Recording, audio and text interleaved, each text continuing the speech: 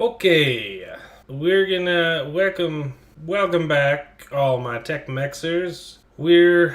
They just dropped the teaser trailer for the House of the Dragon, which is the Game of Thrones prequel TV show on HBO. We're gonna watch it, I guess. We're gonna react to it, and we're gonna talk about We're gonna talk about it. Oh, he's technically Mexican and three-fourths American, but for 3 generations he's got that nationality. Great-great-grandpa headed south, whose kids had kids then turned around. It's not what the show's about, but it's why he's Mexican technically. It helps that he was raised in New Mexico, lived in Guadalajara for 2 years, speaks fluent Spanish with a bachelor's degree in language, and makes a mean taquito. I don't know anyone who's excited for this. Anecdotal, but poignant.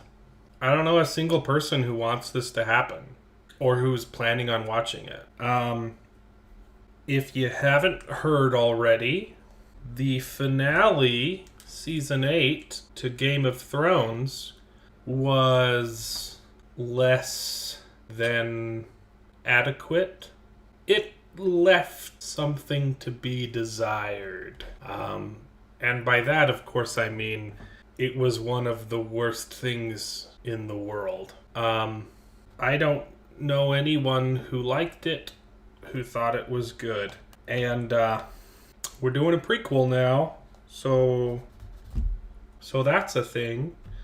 There were more than one prequel planned and scripted out.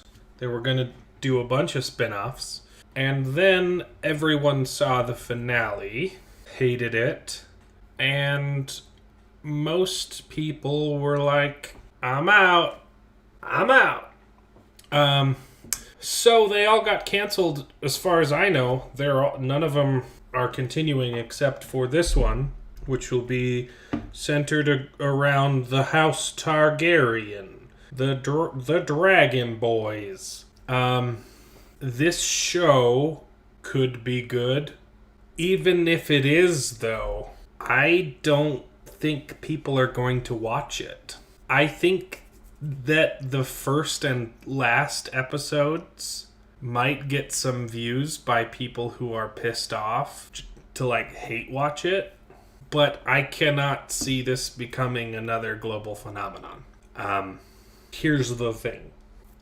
We don't need to get into the intricacies and all of the details of why the ending was bad. We all know they ran out of books and George R.R. Martin hasn't finished the series, and the writing suffered because of it.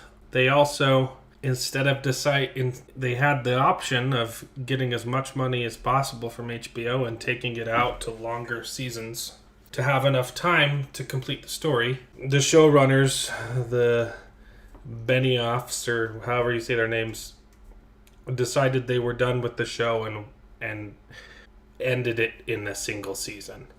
This was largely looked on. This was largely considered a bad idea. It was very rushed and there were problems. Here's the thing. Nerds are very fickle. I know because I am one. And when you have adaptations for nerdy things, superhero shows and sci-fis and sabers and fantasy series, it doesn't matter how good of a job you do. Some nerd is going to be angry that you had to change something. You know, an adaptation is inherently different, right, from the source material, and some people don't like that. But we nerds are pretty fickle. Even when something is done well, we nerds are fickle. When something is not done well, nerds are aggressive. And very passionately decry the travesties of a bad adaptation. We get very upset because it's something that we love. And nerdism hasn't always been as mainstream as it is now. It used to be something small and precious, and it's become largely popular, which is a blessing, but also a curse.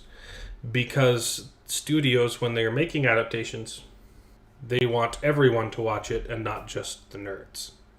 So, it is very frequently the case that when something nerdy gets adapted, it gets watered down, and the nerds who originally loved the source material hate the adaptation.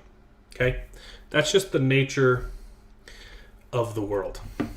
And we get it. Like, who doesn't want to make more money? Who doesn't want more people watching the movie? But a lot of times the problem is you sacrifice some of the charm for generic blandism, for generic general audience appeal. And nerds hate that. The problem with the Game of the Thrones is it didn't just anger the nerds. It angered everyone. It is, in my opinion, the worst finale of all time. And I don't think many people disagree. I'm sure there are some people who liked it, and if you liked it, like, honestly, I'm happy for you. I don't want to take that away. But it is the general consensus that most people did not like the ending.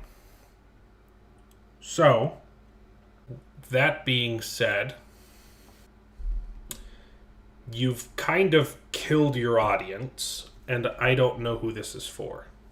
Now, it could be an incredible show. I hope it is. I hope all things are good.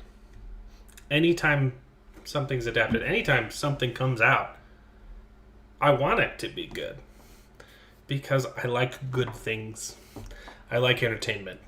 So, I am not rooting. I just want to be very clear. I am not rooting for failure. I'm just very skeptical.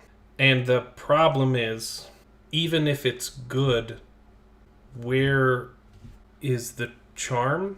George R. R. Martin's world building is not interesting because of the magic. A Song of Ice and Fire is largely a political drama thriller with a side of magic. So, the good thing is you don't have to rely on the books, so you can do whatever you want, and you won't fall into the trap that you did last time of we don't have the ending yet. But what's the appeal of this world that's been created, if not for the writing that's in the books? Like, it's good because of the dialogue and the intricacies of the politics, not because of the magic. The magic is ancillary. So, those are my doubts. Those are my concerns. Let's watch the trailer, I guess. Honestly, I hope it's fantastic. Let's go.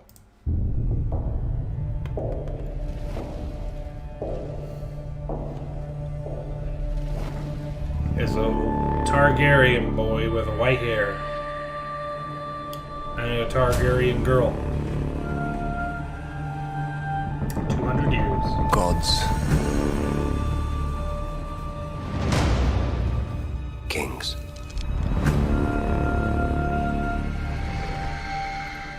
Fire.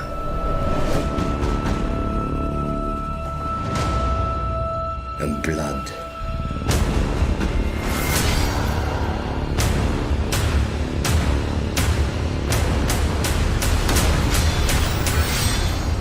Dreams didn't make us kings. Dragons did.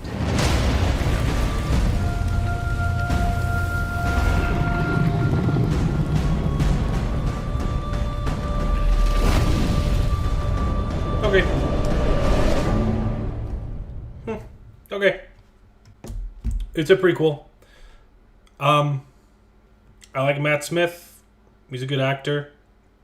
From the trailer, it looks like they're leaning into the magic and the spectacle more so than the political intrigue, which is what made the series appealing in the first place, was the intrigue. But looks like there's going to be a lot of expensive dragons in CGI. I hope it's good, but we've seen dragons before in lots of stuff. We saw dragons in Aragon, but it wasn't good. And dragons aren't what made Game of Thrones special to most people. So, I guess we'll see. Bye!